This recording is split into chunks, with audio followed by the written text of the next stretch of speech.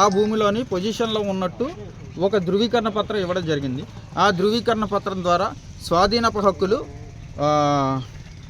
వెన్నల ముత్యాలయ్య కుటుంబ వాసులకి అలా కుటుంబ సభ్యులైన నరసింహరావు పేరు మీద ఇవ్వడం జరిగింది. ఆయనకి సంక్రమించిన స్వాధీనపు హక్కుల్ని సేల్ డీడ్ ద్వారా వర్రి మణీంద్రకి సంక్రమించినట్టు ఇక్కడ ప్రాథమిక రికార్డులో ఉంది. సో ఇది యాక్చువల్గా డాక్యుమెంటరీ ఎవిడెన్సెస్. ఈ పిటిషనర్లు ఆల్రెడీ విఆర్ఓ మీద పీజీఆర్ఎస్కి వెళ్ళారు. విఆర్ఓ మీద చర్యలు తీసుకోండి, ఇది అక్రమంగా ఇచ్చిన ధృవీకరణ పత్రం అనేసి.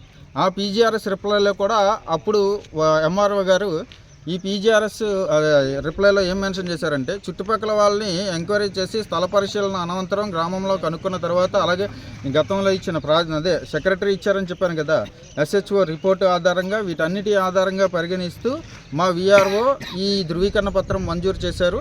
దీనిలో ఆయన ప్రాపర్ ప్రొసీజర్ ఫాలో అయ్యాడు కాబట్టి ఆయన మీద ఎటువంటి చర్యలు తీసుకోలేమని ఒక పీజీఆర్ఎస్ రిప్లై ఇచ్చారు. సో ఇవి నాకు కనబడుతున్న డాక్యుమెంటరీ ఎవిడెన్సెస్. ఇలా కాకుండా ఏంటంటే ఇది ప్రైవేట్, ఇది యాక్చువల్గా విలేజ్ స్థలము అన్నట్లయితే వీళ్ళు రైట్ చేసింది ఏంటంటే అక్కడ ఒక మార్పిట్. ఇది గ్రామకంఠకు సంబంధించిందండి. గ్రామకంఠం 93 మొత్తం గ్రామకంఠం సార్. ఇల్లులన్నీ గ్రామకంఠం. కోర్టులో కేసు ఉందా? కోర్టులో కేసు డిస్పోజ్ ఆఫ్ కదండి. కోర్టులో కేసు ఉన్న దాని మీద కట్టడాలు చేపట్టారా? కోర్టులో కేసు ఉన్నప్పుడు స్టేటస్ కో ఇచ్చిన వెంటనే కట్టుతున్న కన్స్ట్రక్షన్ని ఆపివేశారు సార్, స్టేటస్ కోని రెస్పెక్ట్ చేసి. కానీ ఇప్పుడు ఇచ్చిన డైరెక్షన్ తుది ఉత్తర్వులు ఏమొచ్చింది, కోర్టు ఆ కేసుల్ని డిస్పోజ్ ఆఫ్ చేస్తూ if any unauthorised construction found take necessary steps.